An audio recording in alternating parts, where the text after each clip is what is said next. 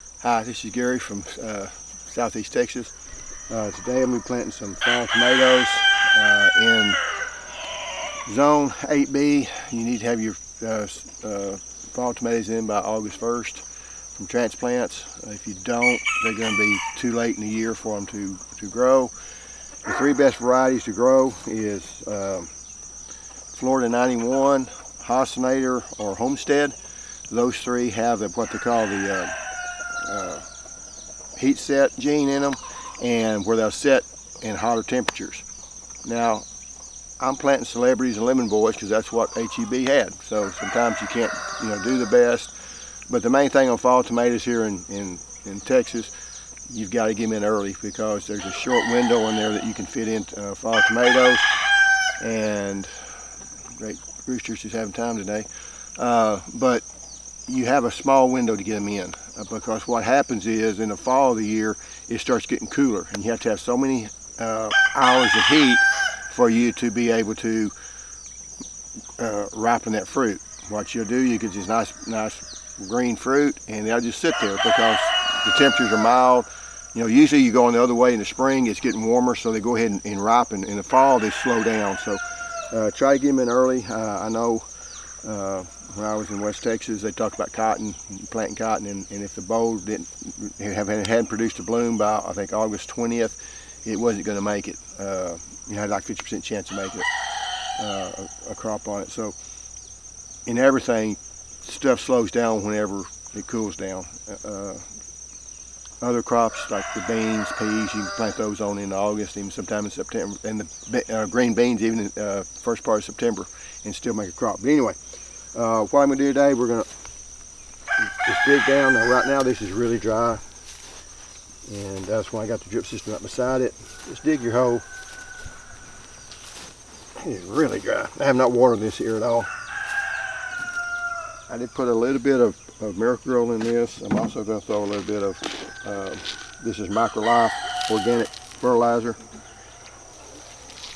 I still don't know if I did this quite right.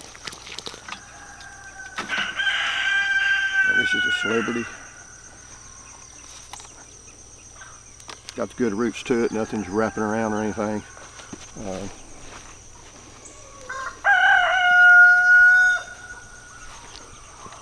And with tomatoes, you can dig them a little bit deeper than what they were in the nursery. I am having some problems. Just water them good.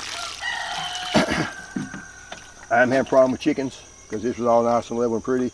Chickens have been in here, so I'm going to have to do something to keep the chickens out. I don't know if I'm going to put... I got a fence and fenced up. They're flying over the fence and getting in here. But I think I can get that fixed. But anyway, this one here is a celebrity. And I'll come back whenever I get them planted and show you what we got done. But main thing on fall tomatoes, you got to get them in early. If you haven't already bought them, I mean, this is, I think, August 30th. July 30th. So, and if you're up in 8A, you're probably already too late. But like I say, fall tomatoes, it's been hit or miss for me. I've made some good, some decent crops. It's harder than this time in the spring for me. Now, green beans and stuff like that is really kind of easier. Don't have quite the bug pressure and all that. But with tomatoes, it's just such a short window to plant them in. And most people plant them too late. I've seen people sell tomatoes in September. There ain't a chance in the world those tomatoes are ever going to make it. But the consumer don't know it. HEB is where I bought these, and I think they've sold out here in Beaumont. They do actually get them in time, like I say. So you check your HEB if you're in Texas and see if they've got them. But anyway, I'll get these planted and be back. I planted the 6 tomato plants. One's down there. This is the Micro-Life organic fertilizer. With organic fertilizers, if you can, you want to try to get those underground. Basically because your nitrogen, stupid rooster. I've got too many roosters. But the nitrogen, if it on top of the ground, nitrogen's the gas, and it'll just go back up in the atmosphere and you'll lose it. If you bury it, it'll stay in the soil and the plant can use it. So just take it and, if anything scientific. So I've dug a trench.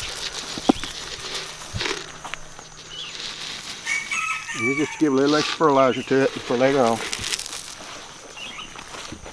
And then you just come back in it. And I'm going to take the drip hose, put that in the trench so won't be splashing any water on top of the leaves when I water it.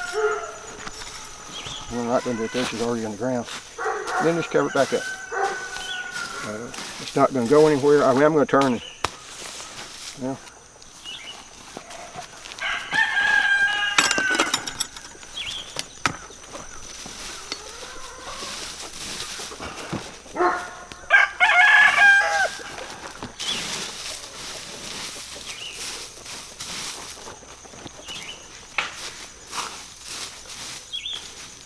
anyone else that come to have a, and I should have put water on this first off, so we'll weigh it down better.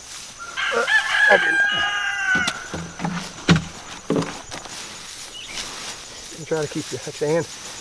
Other thing is to keep the drip hose under mulch. It won't degrade as fast. These drip hoses don't last very long.